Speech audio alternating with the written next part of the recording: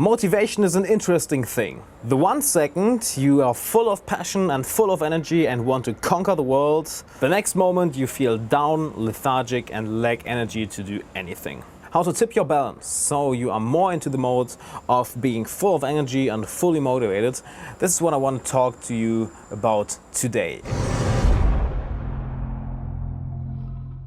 Welcome, this is Alex. I'm glad you tuned in today. Let's go right into the first tip, shall we? The first thing is something that you should have.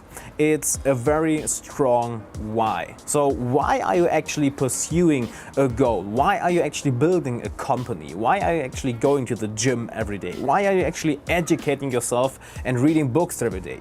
You need to have a strong emotional why. Because here's an interesting distinction for you. Because we think in metaphors, we think in pictures, and I want to give you a picture so you can grasp this concept way easier.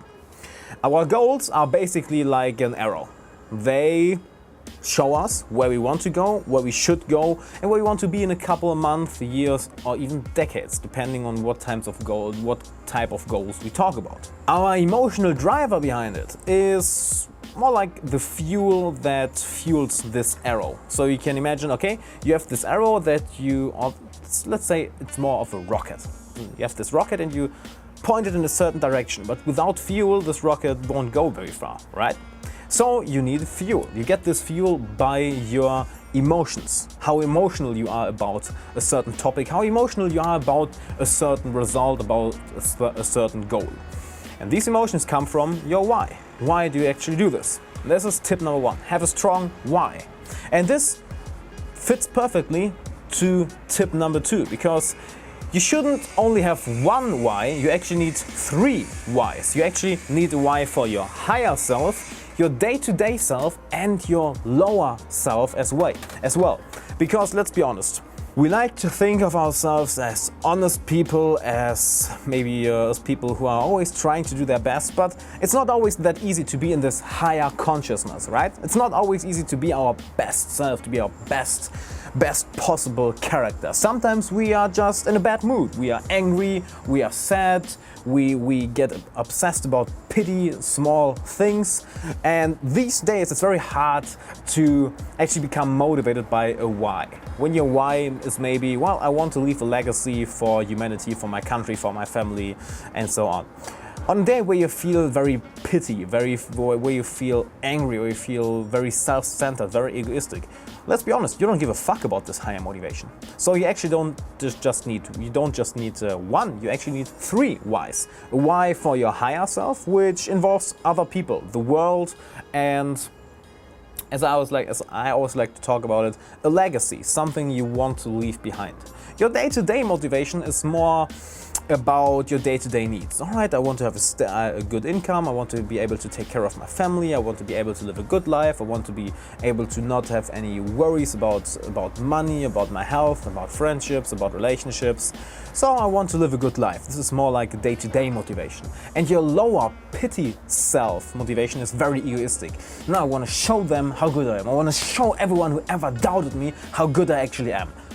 This is, for some people, hard to grasp, because we don't often like to think about ourselves like this. We like to think about ourselves as a noble person, an honest person, a person that wants the best of other people.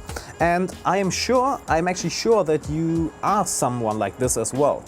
But we have to consider the days where you don't feel like this, because we all have days where we wake up, we step out of bed with the wrong foot first, and just the whole day is just an uphill battle. It goes all downhill from there.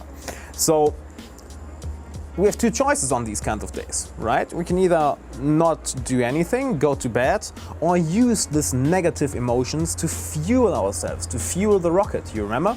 So use every motivation you have, use every emotion you have. Use your higher motivation, your day-to-day motivation, and your lower motivation, your lower self, the drive and the wants and the goals and the needs of your lower self, because there will be days where you don't feel like doing something for other people, but only for yourself, where your motivation is very, very egoistical. So use all 3 of them. And with this, let's go to the Next one, and I like to call this the Tarzan. How do you call it in English? Tarzan motivation.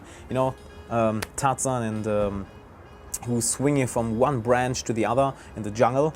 And this is how you should think about motivation as well, because you may have one why this week or this month or this year, and next year, next week, next month, you have another why.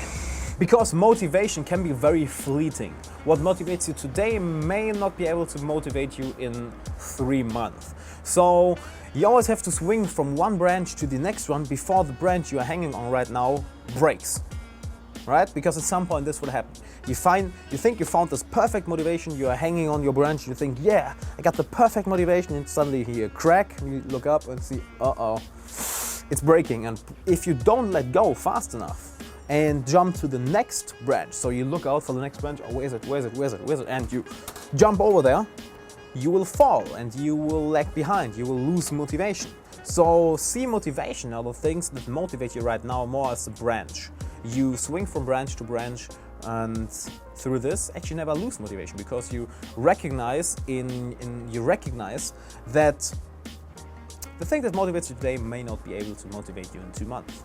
And I'm sure this is something that resonates with you, because I bet there were things that motivated you to achieve a certain goal in the past, and now you are still trying to achieve the same goal, but your motivation changed, right? This is exactly what I'm talking about. You have to swing from branch to branch to actually be in this constant flow of motivation. Let's go to the next one. The next one is surround yourself with people who push you, who motivate you, who support you. Because we all heard the quote, you are the average of the 5 people you hang around the most with. And you have to make sure that these people push you, that these people recharge you emotionally, that they don't drain your emotions and your motivation. These 5 people, these 5 closest ties, these 5 closest friends of yours, they have to be people who actually push you, who give you energy, who support you, who help you, who try to support you in every way, who connect you to new people that can help you, who give you the knowledge that you need, who support you basically in every way possible. Because I myself, I've been on this entrepreneurial journey for around over three years right now. And when I look back, especially in the beginning or some struggles in between, when finances were very bad, or I was just having a hard time, or I just lost motivation, which we all do, right? If my friends weren't there for me, I probably would have quit, or I probably wouldn't have been up on my feet again this quick. I probably would have loathed in these negative emotions way longer and more often as well. So hang around the right people, and if you don't feel motivated, just talk to them. Often we have these small petty problems, and they're actually just the size of a mouse, but our minds blows them up to the size of an elephant. When we talk with our friends about these problems, we suddenly realize again, well, it's actually not an elephant, it's just a small mouse. We can handle this problem. So surround yourself with the right people. Let's get to the next one. The next one is a big one for me. Think about who you are doing this for. Maybe you are doing this for your kids. Maybe you are doing this for your friends. Maybe you are doing this for your spouse. Maybe you are doing this for your family. Maybe you're doing this for your brothers and sisters. Maybe you are doing this for your parents, for your grandparents, for your country, for your community, for people that influenced you positively in the past. Maybe for people who are going through similar struggles that you went through and you want to help them. So don't be only focused on yourself. Find other people in your life that you're actually doing this for, because this is a huge driver. And there's a very interesting book that I want you to read. It's called Social by Daniel Lieberman. It's amazing because it basically tells us that we are built to be social, and we are motivated by social ties, by close ties, by friends, by our immediate surrounding and the people we influence. We like to be altruistic. We like to help other people. So if you feel down, it probably is because you're only focused on yourself. Find other people that you like to help, that you like to do this for, and, well, suddenly you have way more energy. 2 people who I do this for a lot are my parents. My parents are a huge motivator for me to actually do this, to only not just be focused on Germany, right? What I did the last 3 years, but actually to expand worldwide, what I'm doing right now. So find people in your life that you want to do this for, who give you emotional motivation, who give you a lot of emotional drive. Let's go to the next one. Oh, I really like the next one. It's basically from Tony Robbins. It's called the rocking chair test. Maybe you've heard about it already. Imagine yourself at 95 years old. You're old, maybe not in the best shape anymore. You know your days are almost over. You look back at your life and what do you actually see? Do you see somebody who conquered his fears, who conquered out every challenge, who achieved a lot of goals? Or do you see somebody who chickened out, who didn't have the drive, who didn't have the emotional motivations, who didn't have the emotional drivers? So if you feel down, if you don't feel motivated, if you feel lethargic, think about yourself as a 95-year-old man or woman. What would he think about your current situation? What would he tell you? What advice would he give you? Then use this to find new motivation. Let's go to the next one. Oh, that's the one I like a lot as well. Think of your past and your future self. Something I firstly experienced a couple months ago was when I suddenly realized how blessed I actually am. That I built a whole business that makes me more than enough money to actually have a really great life, to make me to be able to travel the world, to help people, and well, that allows me to do what I love for a living. And the first thought that crossed my mind was, thank you. Thank you to a very special person. I said thank you to my younger self. Myself who started this shit 3 years ago. Because I went through a lot of struggles, a lot of challenges, a lot of fear. I conquered a lot of fear. And if this young boy wouldn't have started on this journey, I wouldn't be here today. And you should think about this as well. What are you thankful for? What do you thank your younger self for? Your past self? And then think about, well, I wouldn't be here if my past self wouldn't have done these decisions. If my past self wouldn't have been that brave, I wouldn't be here today. And then let's go to the next step. Think about your future self. What would my future self tell me right now? What would my future self be proud of? And then do this. This is a huge, huge motivator. When you see that you can actually change your life by these small decisions that you make on a daily basis. It's amazing how this works. Okay, the next one is when you have a big goal. It's very easy to lose motivation sometimes, especially if it's a goal that you have to achieve over 10, 15, 20, 30 years. So it's basically a big, big vision that you have. And by seeing this big vision, our mind often becomes overwhelmed because we see all these things that we have to do, all these challenges we have to overcome, and especially all the energy we have to invest. And this sometimes leads us to not doing anything because we don't know where to start, and we feel overwhelmed. We feel like the work is never ending because there's just so much. The cure for this is to take this big vision, this big goal, and chunk it down into small chunks, into small digestible chunks. How do you eat an elephant? One bite at a time. So take your huge vision and imagine what you would have to do in the next month, or what you would have to achieve in the next month to be one step closer to this vision, or what you have to achieve, what you would have to achieve in the next 6 months. What was that? What you would have to achieve in the next 6 months. And then focus on this.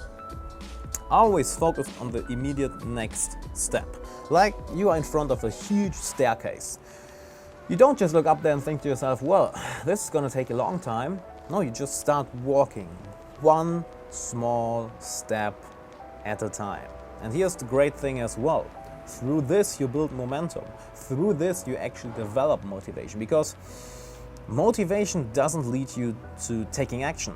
taking action leads to motivation. It's the other way around. If you start doing something, you suddenly feel this energy rush, and you've noticed, wow, I'm getting into this nice flow, I'm getting this nice momentum, so it becomes easier and easier and easier and easier to actually do the work. So don't wait for motivation. Small chunk, your huge goal, and then just take one small bite, one small chunk at a time. And with this, you actually feel the motivation coming. Let's go to the next one. Oh yeah, that's a big one as well. Reward yourself. Reward yourself after every single small achievement. I'm going to reward myself after this video. Why? I mean, why not, right? It's something that triggers your, if you have something that triggers your reward system, you will feel more positive emotions towards this action, and this will make sure that you will do this action in the future more often. So if you work towards a goal and you maybe worked for 2 hours, 4 hours, 8 hours, 10 hours, 12 hours, or you achieved a small goal, a small milestone, reward yourself. I reward myself for pretty much every small step.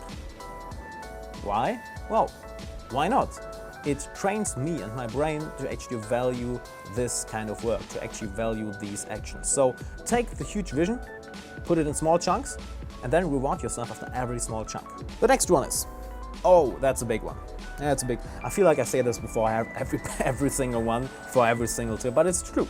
All of the, it's not that there's this one thing, this one secret of motivation. It's more like a puzzle. You take the parts that work for you and you throw out the parts that don't fit into your personality. That's why I give you so many options as well. Just take what works for you and disregard the rest. You don't have to do all of these 15 steps. Just take the ones that work and disregard the other ones. And at some point, certain tips will work better for you. At some point, certain tips won't work for you at all. So it's more like this. It's not this huge science. Do this.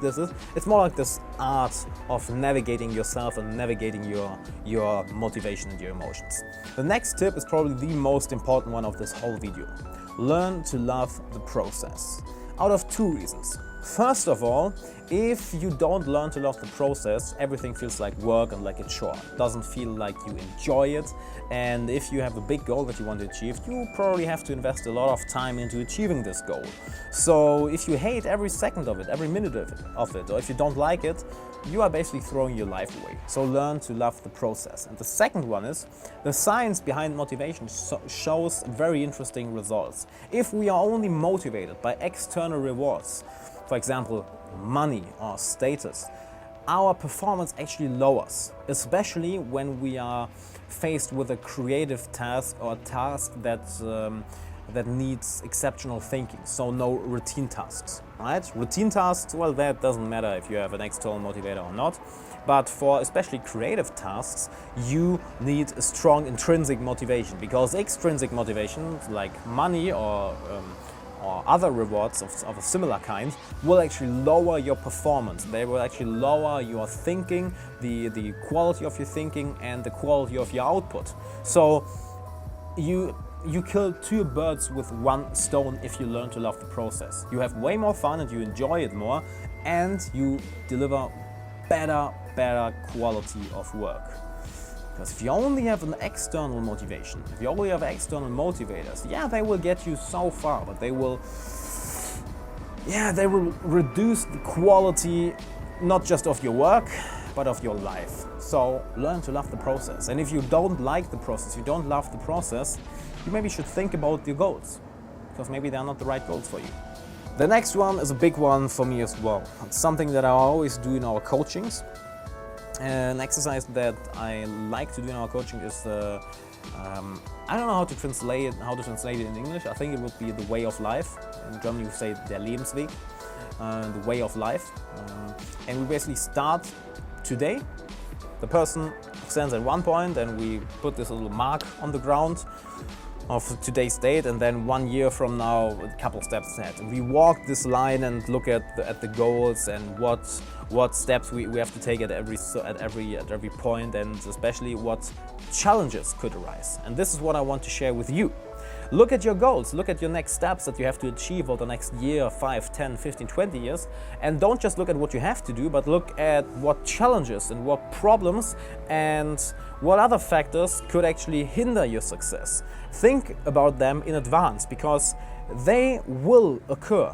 They will occur. No matter how good you are, no matter how motivated you are, no matter how much you read and how many mistakes you try to avoid, there will be mistakes, there will be challenges, and there will be problems. And if you know those challenges, problems, and mistakes in advance, you can think about a strategy how to solve them or how to actually avoid them altogether. Plus, if they occur at some point, you know, oh yeah, I expected this. I expected that this would happen. You don't lose motivation because you expected it. Oftentimes we lose motivation because we experience a major setback or a minor setback, and we then lose our willpower to push further. But if you thought about this mistake or this challenge or problem 6 months ago already, there's not much going on. You just go, oh yeah, I expected this, let's handle it. Because you expected it before. So, what challenges, what problems could arise on the way to one of your biggest goals? Think about it, write them down and think about how you could solve them. The next one is very important as well. And I know I've said this before every tip, but this is very important for your energy. If you lose motivation, if you lose your drive, if you lose your willpower, don't beat yourself up. That's the worst thing you can do, because you already feel down and now you're looking from over here, you look down at yourself and you become angry at yourself as well. You get angry and you drain yourself of even more energy instead of just accepting what just happened and waiting for the motivation to come back. So never beat yourself up. This is the worst habit you can have. The worst habit. The worst habit in the world you can have is beating yourself up and being hard to yourself, being hard on yourself, and by this draining even more energy out of yourself. So this is the surest way to to lose even more motivation. So if you lose motivation, if you lose your drive, never beat yourself up. Accept it. Accept it and expect it, because it's a part of this normal human experience. We all lose energy and motivation sometimes. Accept it and expect it. Having said this, let's go to the next step. Get yourself a lot of autobiographies of people who achieved something that you want to achieve. Maybe you want to become a professional musician like I did in the past. Maybe you want to build your own business. Maybe you want to have a career in a certain area of business. Maybe you want to travel the world. Maybe you want to become a professional sportsman. Whatever you want to do, read a lot of biographies. Here's why. They share their struggles with you. Because from the outside, people who are successful or who achieved certain goals always look like they are superhuman.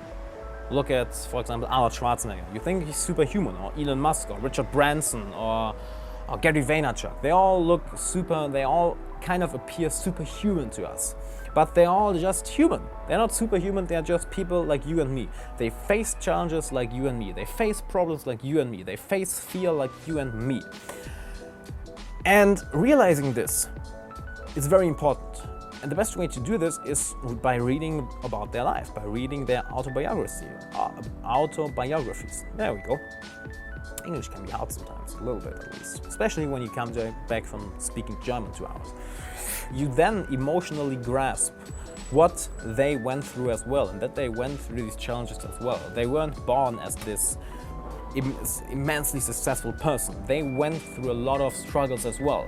By reading this, you feel way better about yourself, and you also have way more energy and motivation to face your challenges as well. So read autobiographies. Don't just read how-to books. Sure, read a lot of how-to books. They're awesome about everything that you want to learn. Whatever you want to learn, just marketing, sales, business, leadership, science, psychology, maybe if you're a musician about music or whatever you want to learn. Sure, read a lot of how-to books, but also read biographies. They're very, very important.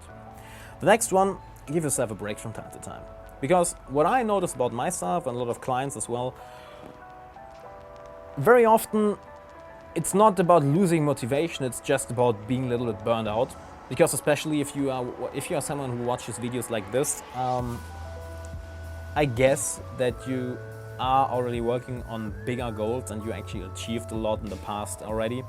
And it's easy to fall into the trap of becoming a workaholic who never takes a day off. with things. Taking a day off is wasting time. And here's the thing, even if you know Gary Vaynerchuk, even Gary Vaynerchuk takes a day off of the week, every Sunday, right? So give yourself time off from time to time. Don't use this as an excuse to not do shit anymore, but give yourself a pause. A day off, 2 days off, 3 days off, just to recharge and then come back with more energy and more motivation. Because often losing motivation is not about actually losing motivation, but just being generally tired. For the end of this video, I've got 2 more things for you. The first thing, don't work alone, especially if you are more extroverted like I am. I'm a very extroverted person and I need people around me. If I'm alone for too long, and I see this in a lot of clients and friends of mine as well, when they are more extroverted, they need people around them. So work with other people. Don't work alone. Work in a cafe, work in an office, in a co-working space. Meet with people you know, with friends, with acquaintances, with colleagues, to work together. Because like this, you don't just push yourself, you also just feed off of each other's energy, which is very important. If you're more introverted and you need a lot of alone time, this may not work as great for you. If you're more introverted, then exactly do the opposite. Just work alone. If you know you have to get in the flow state and be very focused, you have to work alone in silence, then do this. So, but for the other ones who are a little bit more extroverted or who need a little bit more motivation, work together with other people. And the last thing I want to share with you, fuck perfectionism. Don't try to be a perfectionist. Don't think, wow, all right. Don't try to be perfectionist, because we will all lose motivation at some point, some days, maybe for just a day, maybe for a whole week. I always remember an article of Tim Ferriss, I think it's called Productivity Tips for the Highly Neurotic or something, where he talks about that he sometimes, or that he used to push the snooze button for just 4 hours straight and didn't want to get out of bed. So we all have this. We all lose motivation from time to time. We all lack energy from time to time. So don't beat yourself up. Even if you know all this stuff right now that we talked about, implement it, but don't expect it to be perfect. Never expect anything to be perfect, because, well, what can go wrong usually also goes wrong, right? It's not about being pessimistic. It's just about, well, yeah, we are humans. We are not machines. We can't work 24/7, 365 days straight.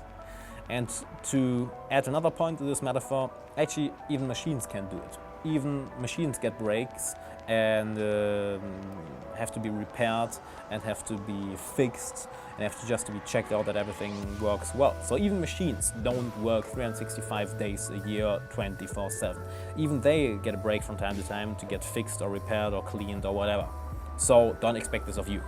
Don't be a perfectionist.